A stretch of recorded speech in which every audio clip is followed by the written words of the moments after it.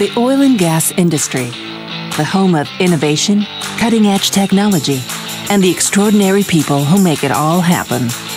Together, we're powering the world. Here are the stories of business builders who are leading the way in the energy sector. This is Zebra Marketing Solutions Oil and Gas Business Builders Podcast, where we explore the real experiences of today's leaders in business growth with key takeaways to start implementing right now in our own companies. And now here is your host, Laura Camrath.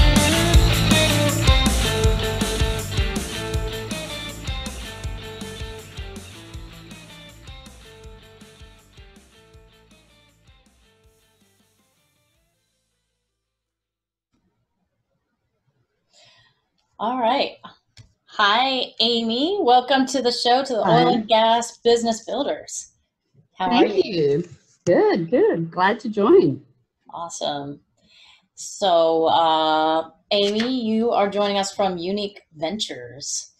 Yes, that's correct. And also Henry CPA Group LLC. Mm-hmm. Well, thank you so much for joining us. And Thank you. I'm excited to talk to you about the startup and new technology scene and in oil and gas, and also just learn about Eunike Ventures and your experience, and maybe talk a little bit about how new technology might be able to help us in our current environment, which of course we're seeing another downturn due to coronavirus and depressed demand. And, new technology can always be useful to help us be more efficient. So, Amy, I will introduce everyone to you. So Amy is a Texas certified public accountant. She has a BBA in accounting from the CT Bauer Business School. She has a Juris Doctorate law in corporate and tax from Albany Law School. She also has a post-grad dip into financial strategy from the Oxford Said Business School. She is the CEO and co-founder of Eunike Ventures and owner of Henry CPA Group LLC, and which is a local CPA firm for small businesses. Eunike Ventures is a hybrid accelerator and venture builder that provides selected startups with a venue to connect with their formal alliance of energy companies who will potentially field test their new technologies. Eunike provides hands-on support working with selected startups through the process, sharing their experience and connecting them with an extensive network of subject matter experts, advisors, and investors. She has an extensive and multifaceted skill set with a focus on commercial finance and new business development in the energy industry, with more than 23 years of proven international upstream experience. Oh, I don't believe that, 23 years. It's been a while since that's written. Yeah, maybe I'll have to tack a few more years on. Yeah. She has worked with IOCs, NOCs, and Big Four consulting firms in North America, Europe, and Southeast Asia. Her portfolio of work in upstream includes both conventional and unconventional E&P business, including integrated gas and LNG projects. She worked with organizations such as Petronas, Royal Dutch Shell, including Shell Gas and Power, Shell Upstream International, Shell E&P Technology and Research, including its joint ventures, Shell Services International. Also with Ernst & Young, LLP, and Arthur Andersen. Wow. I feel old now, right? I feel old. Nah. No, I mean, I think, we kind of grew up during a time, at during the IOCs where they rotated you, right? And so there's a whole group of us, that got the benefit the theory was to become a jack of all trades, right? They didn't care if you were an engineer. You had to learn about planning and strategy and finance. They expected people to be very, very well-rounded. You had to know just a little bit to be dangerous, kind of in all aspects. So Yeah, very, very lucky. I think the younger generation doesn't get that same opportunity today, right? So, yeah. Yeah, that's an interesting perspective, that, you do have quite a varied background. And of course, I went to liberal arts undergrad college and majored in geology there. But I think having majored in geology from a liberal arts school, I got this well-rounded education where, of course, now I have a marketing agency, but, and I did my MBA at Rice, but I think it does give you a new perspective when you have learning in a variety of areas. So that's yeah, and I think some people don't even know is even for Shell back in those days, they even took people with philosophy degrees and even library science, and they brought them in, and they were trained within, right, in the fields of geology and other aspects, because it was more looking at people's ability to analyze, think outside the box. Not really that they had that, university training in those very specific fields. Now, this wasn't applied to every discipline, but however, it was trying to get kind of diversity of thought and approaches, built into a certain core disciplines. Yeah. That's neat. And so you kind of had this early experience of, being in an innovative environment and with people of different backgrounds. And now you have co-founded Eunike Ventures, which is, this wonderful venture capital and startup incubator for oil and gas technology businesses. So tell us a little about your experience there. I'll tell you a little bit about kind of Eunike and how it started. Actually, was started much earlier, but maybe I'll get to that later. When we came back from working in Malaysia, I was brought in by Petronas as their global CFO for unconventionals because they had a large acquisition they did in Canada, Progress Energy. So they wanted to bring in people from the energy industry, IOCs who had done that in unconventional. I was with Shell during that time to kind of, do some capability. How do we build out our unconventional business? So we came back, it was kind of like, do we want to still work? And I was working with small startup EMPs and that, working on private equity funding. And I was working in the kind of the VC and PE space of getting that brought into kind of startup EMP companies. So I started to spend some time at Houston Technology Center. We just went to check it out and donate some of our time to listen to some of the startups and the program.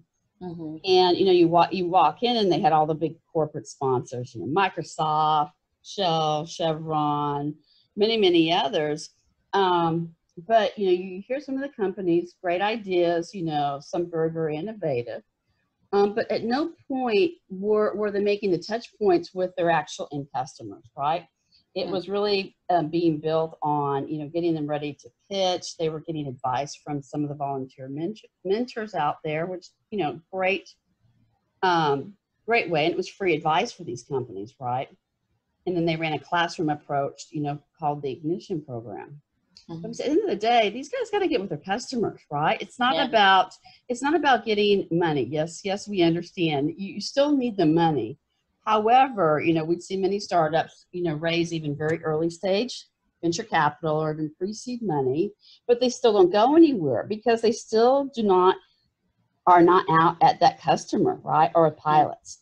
And then even if they were, it goes through the whole thing. They'd have to sign a very large master service level agreement. It's like a 70 to 80 page document.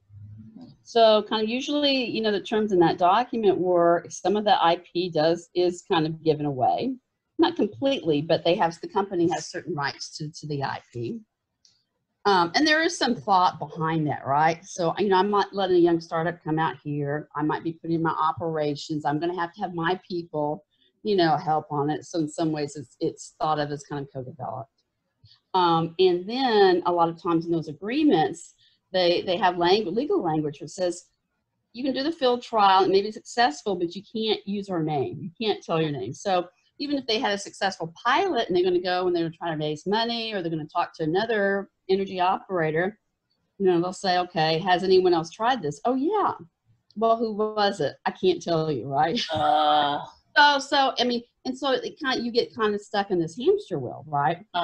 And so we said, okay, there's got to be a better way to do this, right? The priority should not be on if you have a pilot, or if an investor knows you're working with a customer, you know, that will in of itself a lot of times bring those investors coming and wanting to learn more about your company. So we first kind of had some early discussions with Statoil. It was named Statoil at the time. It's now Equinor. They really, really liked that. Because it was with their Technology Ventures group, and they also were looking at how do we make earlier stage investments in technology companies. And so, you know, then we brought in at the time Anadarko, and then we brought in Hess, because you have to start small, because it still is like herding cats, because still every company is different. So with our alliance, as we call it, they all agree not to take IP. The field results are shared amongst the other. It's an open environment, but they have to actively participate. So it's not where like the HTC model, I gave my corporate sponsorship and now you just go do your thing. No, the companies have to actively participate in this. And then, you know, then that provides the opportunity. So if when we screen technologies, we come up with a combined technology agenda with all of us, Alliance and ourselves. And we spend a lot of time on that before we kick it off every year. And we decide to intake the company. They get a paid field trial, right? So you still have you had a lot of startups doing free field trials. They just wanted to be out there to customers. So I think it enables some of the startups to have some working capital, right? You know, they're not going to get their full commercial scale price for their product, but at least that allows them to generate some cash flow, which is very, very good. And then you have a nice kind of little, you know, if you're successful, kind of a springboard for additional opportunities. Or, you know, it's about accelerating those trials such that you can get different companies to trial different stacks or aspects of that technology kind of at the same time in a parallel fashion. So I think, you know, that's very, very beneficial. And we start at MVP stage. So they have to have at least some sort of prototype or product, or at least be about six months away from having that. Because the point is to get it out there, trial it, get that field trial and pilot going. And then we work all the way through commercialization, right? So it's looking at, you know, Equinor has a loop funding program where they fund early stage, just like Game Changer. And now our new partner is Technip FMC, who joined beginning of this year. You know, so a lot of them have like different avenues of, you know, potentially longer term providing funding for those companies. But it's then also working with a vast network of our, you know, local and international, either VCs, early stage. It's finding the right fit. Right? Not every investor is the right investor for the company. So, you know, we're not here to churn out, you know, companies that have like a unique branded, right? It's important that the founders have got to drive, you know, their strategy and where and how they want to take it, their company, right? We're here to kind of help guide, kind of nurture, enable them, push them, as well as our alliance partners to ensure they're successful, right? So it's never been done before. It's been very exciting and interesting. And so when we first started this, people asked, well, what technologies do you look at? First, we started with unconventional onshore. Of course, being from the industry, we knew that it wasn't going to stay on unconventional onshore, right? I mean, that was not the proposal originally, but that's what they started with. And then it became, you know, conventional, then it became offshore, you know, then it became, you know, deep water. And then that, you know, we've got now layered in, you know, what I call clean tech or new energies, which includes hydrogen, it includes waste management, it includes water, it's really, really a wide area. right, of technologies. And it's just not looking for technologies within the energy industry. It's looking at applications from the outside, bringing it inward to companies. So for startups, we work with them, and we also then help design and build the pilots with them and our alliance partners. People have to understand it takes a really long time to develop business use cases, right? So it involves, we work with the asset teams at the company. Sometimes it involves on the startup needing more information. I mean, I think that's one of the biggest struggles startups have, right? Energy companies want to be able to see, some validation, and they want to know what data did you use, right? And it's hard because when you're a startup, no one wants to share the data with you. We put our arms around our data like this. So I'm working on those aspects as well for the startup. So and then defining what we call kind of KPIs. How are we going to measure success before we even start anything? So I think the worst thing for a startup is we've seen them, they've done pilots and say, okay, but they didn't buy my product or service, or it didn't go anywhere. But not having, how are you going to measure success? What qualitative factors are you going to measure? What quantitative factors are you going to measure? And even in digital, right? Sometimes we have to educate companies. They'll say, well, we expected to have, reliability with this tool at 97%. I'm like, well, this is a startup, right? How do you measure your reliability today?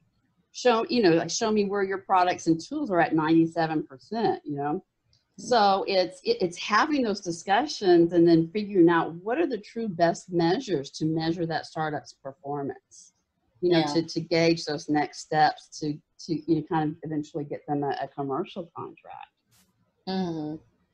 So it just starts small, and then now we're layering other aspects to it, right? Bringing technique was something that typically would not be considered, not by us, but just from, if you talk about producers. Oh no, we're not going to work with our service company. You get into that real siloed approach. Service companies versus operators and oil and gas producers. So I think technique was a really nice fit because the focus is on technology, right, as part of their business model. Mm-hmm. And they bring in different components, and they look at technology much broader, whereas oil and gas looks much deeper. So you have a lot of cross sections. Mm-hmm. So I think that's really interesting. And then now we're working heavily with trade organizations. So working with Canada, working with Israel, we work with, Innovate Norway. Who else are we working? Business France, and I think it also helps, startups in the US too, as well.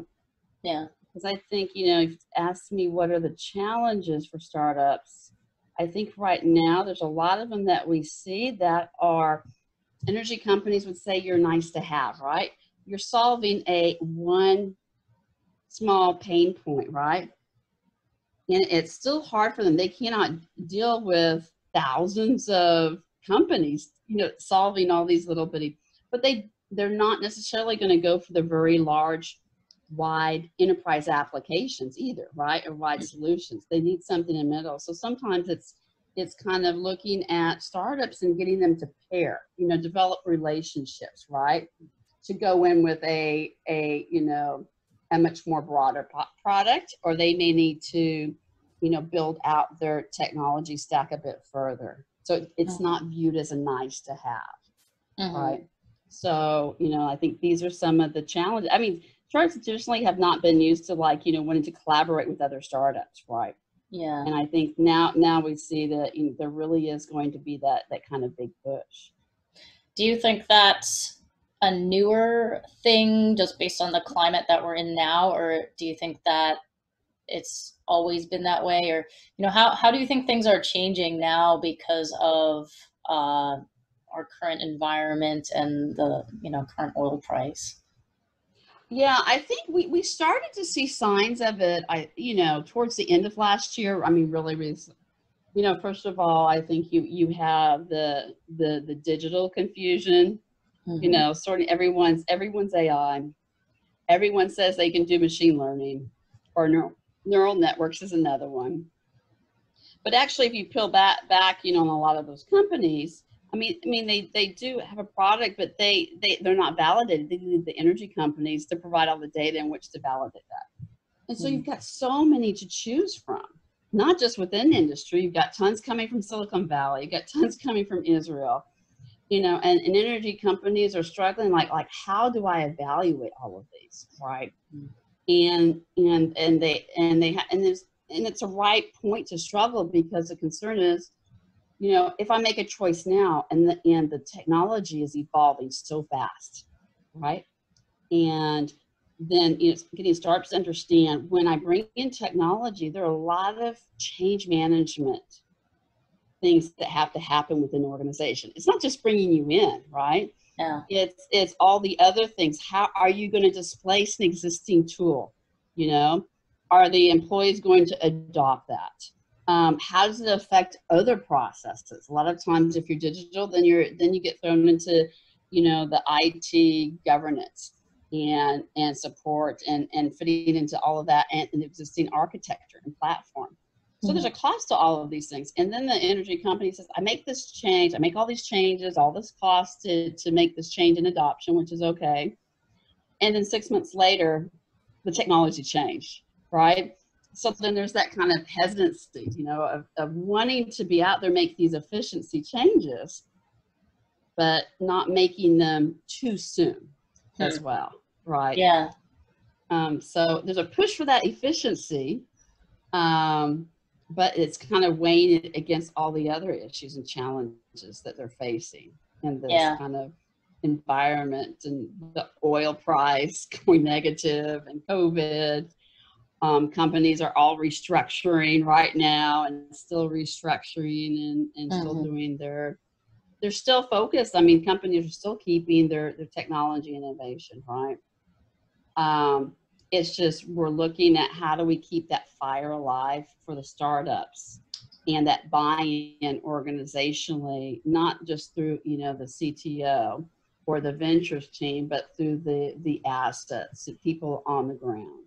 Right? So do you see any new technologies coming out that you think will help us get through these times? Or, you know, how do you think new technology can help us move forward? The problem is there's so many, right? I mean, there's so many. I mean, we've seen, you know, we've even vetted and even the, you know, kind of innovation teams have said, yeah, we want to do a field trial. But then you go through this, it's just like a capital allocation. You go through this whole prioritization, you know, as you're doing your business plan, and then it falls at the bottom, right? Doesn't mean it's not important, but it doesn't get included in that prioritization of what's important at that particular time, at that particular moment, right? We've personally seen some of the drilling and completion technologies kind of drop off, right? So before, you know, like last year, it's just like drilling completion. And don't get me wrong, I still think it's important. We do think it's important, but we've seen the volume, right, of those companies, of the startups in that space starting to, you know, go down as well. Same thing with EOR. I mean, there's still being done work in EOR, or if you look at the nanopores and fluid behavior, but there's not as much activity in that space. And it just has to do with the current environment. You know, companies are looking at, are there quick operational efficiencies improvements, right?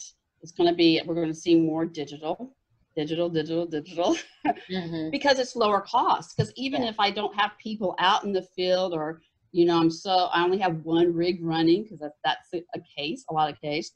What are those technologies that I can test remotely, right? In a more static environment, right? So it really is, it is going to be the digital space.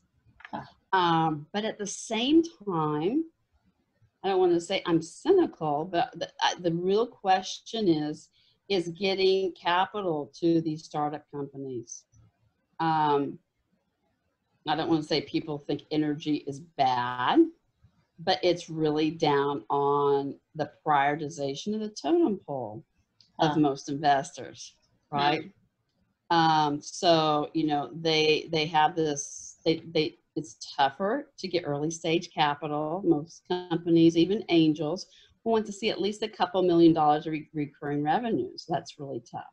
Yeah. And I think the second thing is you're competing against all of the silicon companies, all of the, you know, new energies, which is now sexy and glamorous. And it's good. I mean, don't get me wrong.